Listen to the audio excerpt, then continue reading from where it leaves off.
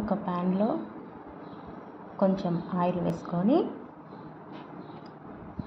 కొద్దిగా జీలకర్ర, కొంచెం ఆవాలు,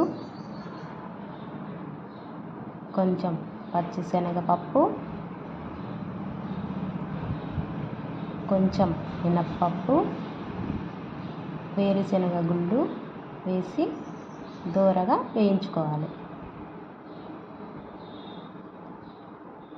ఇప్పుడు కొంచెం పసుపు, పచ్చిమిరపకాయ ముక్కలు వేసి బాగా వేయించుకోవాలి.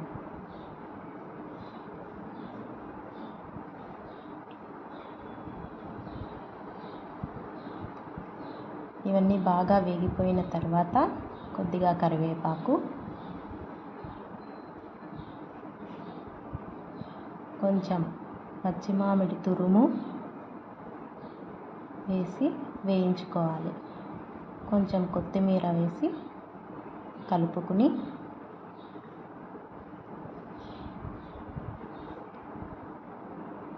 ఇప్పుడు ఉడికించి ఉంచుకున్న రైస్ తీసుకొని ఇందులో కలుపుకోవాలి.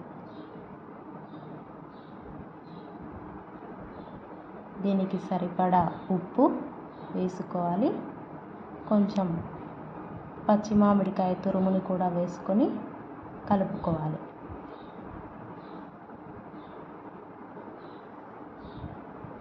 అంతేనండి,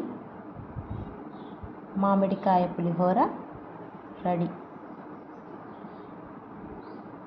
చాలా బాగుంటుంది, ట్రై చేయండి.